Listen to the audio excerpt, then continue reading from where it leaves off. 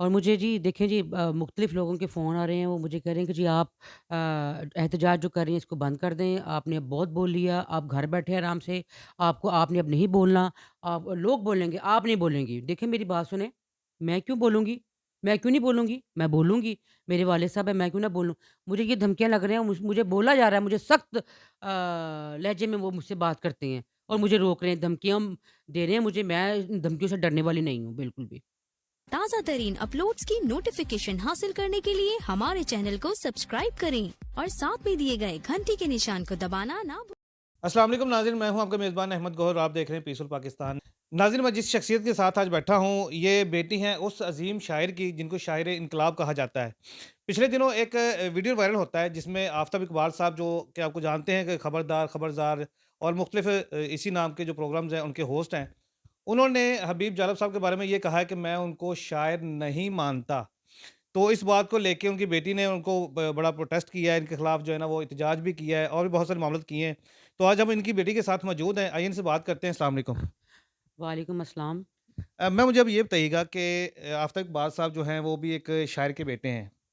तो अच्छा। आपको नहीं लगता कि ऐसे बंदे को ऐसी बात करनी चाहिए थी? जिनको हबीब जालिब साहब के बारे में नहीं पता कि हबीब जालिब साहब कौन थे, क्या थे, उनकी कुर्बानियाँ क्या क्या थीं, उन्होंने किस तरह से कौम के लिए उन्होंने कुर्बानियाँ दी, अपने बीवी-बच्चों को इग्नोर कर दिया। अपनी बीवी-बच्चों के साथ नहीं रहे, 6-6 महीने वो हम लोगों के साथ नहीं रहते थे।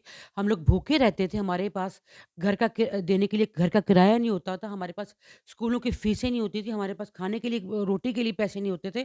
हमें जो नेबर से, मोहल्लेदारों से हमें खाना आता था, वो लोग आके हमें खाना देते थे। हम लोग 2-2 3-3 भूखे बैठे रहा करते थे। इनको पता है कि हबीब जालिब साहब क्या है, हबीब जालिब साहब ने क्या-क्या कुर्बानियाँ दी हैं। इन्होंने तो अपना फिर भी वो इनकी जायदाद है, इनकी सुना बड़ा वो अब मुझे पता चल रहा है इनके बारे में कि इन्होंने बड़ा-बड़ा कुछ लिया हुआ है। हुकूमत से भी लिया हुआ और बड़ा ये वज़ीफ़े भी इन्होंने लिए लेते रहे हैं। मुझे ये बताइए कि अपना कौम के शायर, आप मुझे बताएँ कि वो अवामी शायर हैं, कौम के शायर हैं।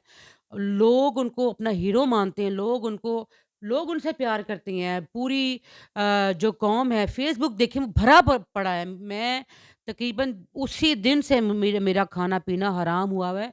यकीन करें कि मैं सो नहीं पा रही इनकी ये बात सुन के कि हबीब जालिब तो शायर ही नहीं है। वो यार खुदा का नाम लो कि कैसी शायरी है जिसको शाबाशी पढ़ रहा है, ठीक हाँ है? जी, ऐसा भी बोला। तो आप मुझे बताएँ कि ये कैसा बंदा है, जिसने सहाबा कराम की शान में गुस्ताखी की, जिसने सुल्तान राय के खिलाफ बातें की और जिसने एक वो जो इनके साथ ही बेचारा बंदा गरीब बंदा जो काम करता था, ये भी मुझे मुझे लोगों से पता चल रहा है कि वो डॉक्टर क्या नाम है उनका? प्रोफ़ेसर बागी। प्रोफ़ेसर बागी जिसकी बड़ी बेइज़्ज़ती की, उसको पैसे नहीं दिए, वो बेचारा उसको हार्ट अटैक आ गया। अब उसकी फ़ैमिली जो है उसके बीवी-बच्चे जो हैं वो सफ़र कर रहे हैं, वो बेचारे भूखे मर रहे हैं, उनको रोटी देने वाला कौन है? उनका कमाने वाला नहीं है, वो बेचारे अपील कर रहे हैं, वो उनको कौन पूछने वाला है मुझे बताएँ? इसकी वजह से उसको हार्ट अटैक आया, वो अल्लाह को प्यारा हो गया, इसको पूछने वाला कौन है? मैं आप लोगों से, मीडिया से, मैं जालिब साहब से कहने वाले जितने भी शायर हज़रात हैं, सहाफ़ी हैं, मीडिया एंकर्स हैं और पूरी दुनिया से सिविल सोसाइटी में जितने भी लोग बैठे हुए हैं, पूरी दुनिया अवाम, बाहर के मुल्कों से मुझे कॉल्स आ रही हैं कि आप हमें हुक्म करें कि हम कब निकलें एहतजाज के लिए। फैसलाबाद से, कराची से, पाकपतन से गुजरांवाले से, बहुत सारी ऐसी जगहों के नाम मुझे नहीं भी याद हैं। वहाँ से मुझे कॉल्स आ रही हैं और भाई खुदा का नाम लें, आप पता नहीं किस-किस के बारे में बात कर देते हैं रेटिंग बढ़ाने के लिए। आप कहते हैं मेरी तो रेटिंग बढ़ गई है। हैं? 2 2.5% मेरी बढ़ गई है अपना रेटिंग बढ़ गई। आप रेटिंग बढ़ाने के लिए इतनी घटिया बातें करते हैं और आपको पता है कि ये प्रोग्राम आपने पहले रिकॉर्ड किया है, रिकॉर्डेड प्रोग्राम आपका है। आपको अगर गलती ये थी तो आप पहले इसको ख़त्म कर लेते। हुँ। तो यहाँ पे प्री प्लान्ड था ना, ठीक है अभी ना? आपने बात की है प्रोफ़ेसर बागी की, तो वो तो ये पुराने मामला थे ना उनके कि उनको पैसे नहीं मिले या कुछ नहीं, उस रिसेंटली तो उनका पैचअप हो गया था उनके साथ, वो लास्ट टाइम काम करते रहे उनके साथ। भाई पै पैच वो इसी तरह के ये काम करते हैं ना भाई, दिल दुखाने वाले काम करते हैं। लोगों की बेइज़्ज़तियाँ करते हैं, फिर उनके बच्चों से ये सॉरी करते हैं, माफ़ी माँगते हैं। इसी तरह का इनका ये काम बन गया है ना। ठीक है ना? इनका तो ये काम बन गया है।